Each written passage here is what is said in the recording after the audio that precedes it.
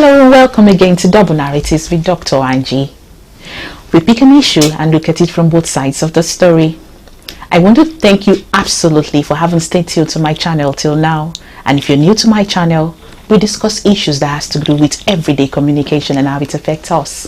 Today we're going to look at a very, very peculiar issue. So please sit tight as I go on to discuss sex talk before marriage. Welcome back.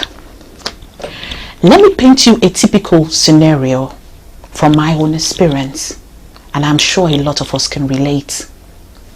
As a young girl, I found someone to marry me, and we went in for marriage counseling.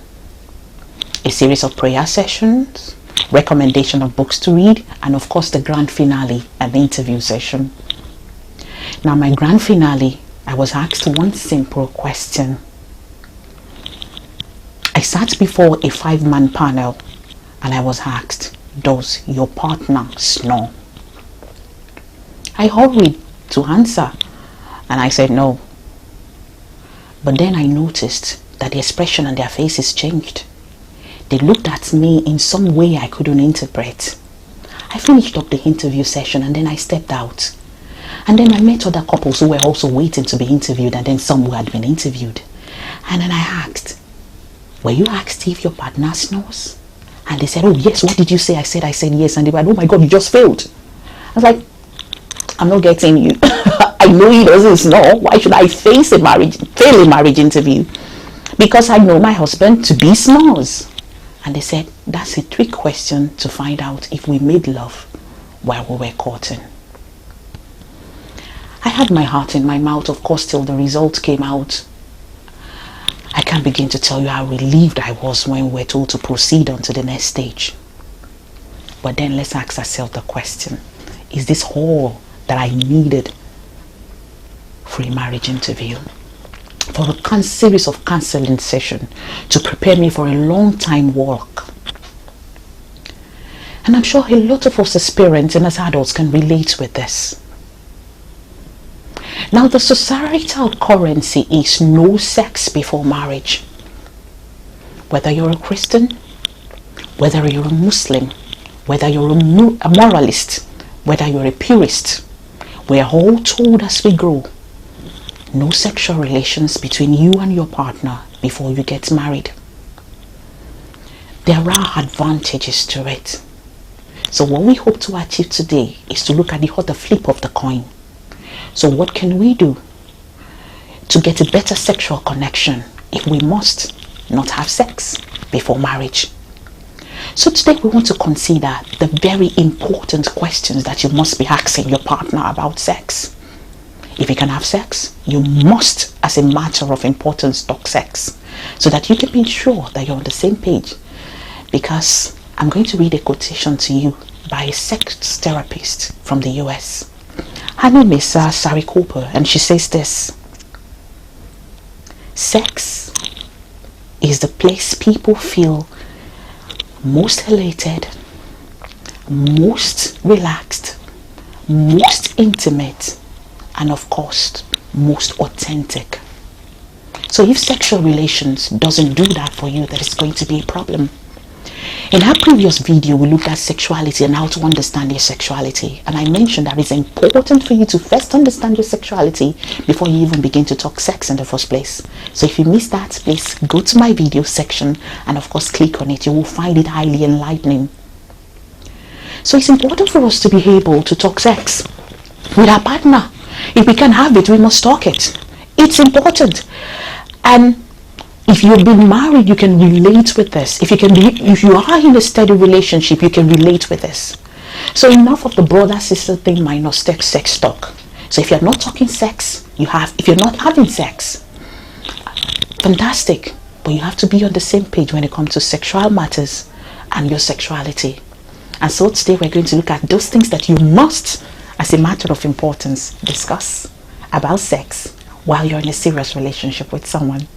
Now you may want to ask me the question, why would you want to spoil or desecrate my holiness by making me talk sex? I'm in this fantastic relationship. Why should I be discussing sex with this person? Don't you think that talking sex is going to lead us to sexual sins? Let me tell you the consequences of not talking about sex in the first place.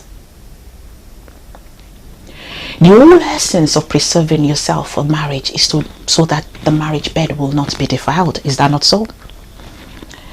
If you're in a world where you're locked in sexual incompatibility, that marital bed is going to be defiled over and over again. If it is not defiled, you're going to continually look over your shoulder for the rest of your life, reliving your fantasies and wishing that your reality, your fantasy, is your reality. Another reason why it's very important is because if you discover what works for you, if you're on the same page with someone in terms of sexuality, it might be easier for you to have a fantastic relationship. In the bedroom, so many issues are resolved, initiated, emphasized, discussed, romance is born. So you want to make sure that every time you close the door behind you, you're going into a world where you can have a fantastic sexual expression. And please read my lips as I say this.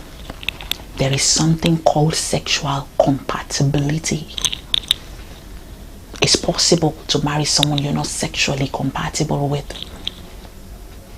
So you have to make sure that, okay, we can have sex, but we should be talking about what exactly sex are. I'm going to give you about 5 points on those key areas that I feel that should be talking about. If you do agree with me, or you feel there are areas that I failed to mention, please don't hesitate to put it in the comment section so that people can learn. Now, the first thing is you want to talk about, who am I in terms of my sexuality? You need to openly look at your partner and ask the question, what's your sexuality? Have you discovered your sexuality? Who are you when it comes to sexual expressions? Not spiritual expression. I know you're intelligent, I can see that. I know you're handsome, I can see that. I know you're beautiful, I can see that. But I have things I can't see, and I have to deal with those things for the rest of my life. Who are you? What's your sexuality? What's your sexual preference? How do you express yourself? What's your definition? What's your turn on? What's your turn off when it comes to sexuality? And you must be able to confidently provide answers to it. And it's a fantastic time to, it's a fantastic place to start. What do you know about your own sexuality? Enlighten me. And I beg to challenge parents, because when we talk about this, it concerns all of us as friends, as relatives, and as parents too. You can also help your children discover their sexuality so that they can better pick partners that are better aligned with their sexuality. Now you want to talk about, what does sex mean to you? Does sex mean a one-time off? Does sex mean commitment? Does it mean an expression of romance and lovemaking? Does it mean intimacy? Does it mean bodily pleasure? Is it physical? Is it mental? Is it psychological? Is it therapeutic? You need to ask these very questions, because we all want to make love for different reasons. We were premised on our upbringing, our perspective to life, and our sexuality.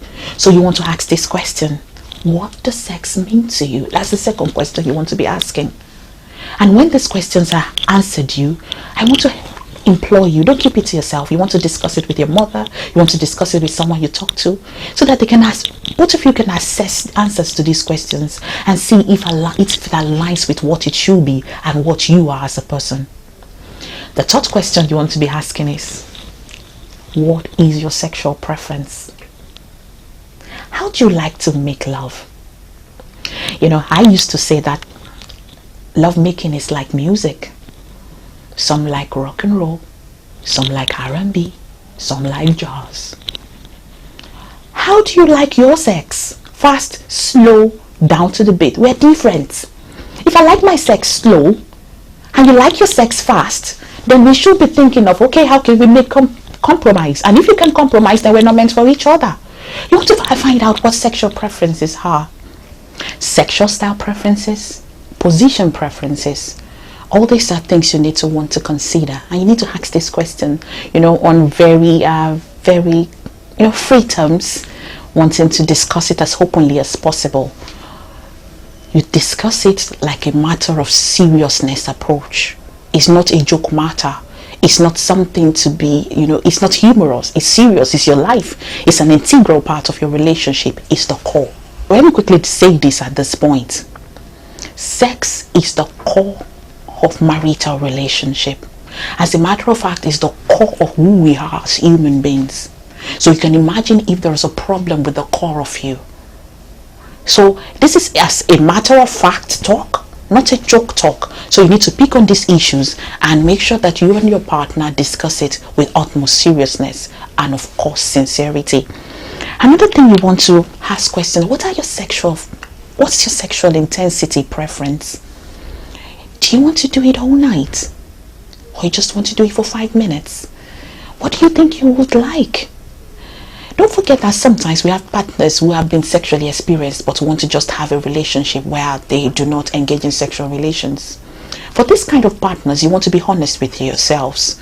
You've experienced sex, so you want to ask yourself, okay, so what's your sexual intensity preference? Do you want to do it for a long time? Or you don't want to do it for a long time? Do you believe in oral sex? Do you believe in anal sex? These are questions you want to ask each other in a manner of seriousness approach so that you can know what you're going in for. Another thing you want to ask, another question rather that you want to ask your partner is, what are your sexual fantasies? As little children, as we're growing up, we all had our sexual fantasies. Things that we longed that one day it will happen to us and we'll enjoy in marital bliss. Everybody has it. I can tell you mine. For instance, the idea of kissing, as it looks general, some people don't even like the idea of it. I remember as growing children, I had a cousin who was, whenever there was someone kissing in the film, while we all would be excited with wide eyes and just lost away as children, she would just be angry and ask, why would anybody do this? This is huge, messy, irritating. We all used to laugh at her as teenagers because we thought she was going to overgrow it. Today, she's married, she's still like that. Now imagine if she marries somebody who is a kisser, somebody who really, really loves to kiss, then there's going to be a problem. So what you want to do is you want to make sure that you are talking about all aspects of what your sexual fantasies are, so you know whether I meet this person's fantasy or I do not. Now another thing that I want us to consider when we do have this talk with our partner is the timing. You have to make sure that this kind of talk is well timed. It has to be well when, of course, you have established some good rapport and relationship, so you don't give yourself off as a sexual pervert. So you say, oh, all you think about is sex. Don't forget our society demystifies sex to a very large extent. So you don't want to give off the impression that you're a sexual pervert. So you want to make sure that this is done when the relationship is well advanced and both of you know you want to be in this for the long haul. Another thing I want you to consider when you have sex talk is, of course, the location. Come on, let's not deceive ourselves. You can imagine having sex talk in the corner of a bedroom, cozy room, dim light, and you're doing sex talk. You're deceiving yourself because you can be factual and you can be distracted, and of course you can be tempted. Go on a date, have an appointment, do something very neutral, and then over a dinner, over lunch, over breakfast, you can have these discussions, and then you'll find that you'll have fantastic time together discovering each other. Don't forget, like I said, that it's important that we have this talk, and that of course communication and sex talk is a core part of every relationship. Please don't see me as a pervert. Let us as parents encourage our young adults to talk to us about sex. When they bring someone to you and they tell you, oh, I'm looking to marry this person, or I'm in relationships with this person, let's ask them, have you discussed sex? Have you had the sexual talk? This way we can help them demystify it. We know that things that are hidden are the things that we find enticing. When things are in the open, we just demystify it. So one way to actually keep ourselves very chaste, and one way to actually avoid sex before marriage, is to demystify the whole idea of sex by talking about it. So let me ask you the $1 million question. Have you talked sex in your relationship? Trust me, talking sex is a more important step to take than actually engaging in sex. when you don't talk sex and you engage in sex, you usually feel used. You know, the whole idea of "you used me," I think it would be well reduced if we do talk about sex and we know what we're going into, and then we'll have fantastic, blissful, and of course romantic marriages. Don't forget to subscribe to my channel, click on the notification icon so you can know when I drop in new videos. See you soon. Thank you. Bye.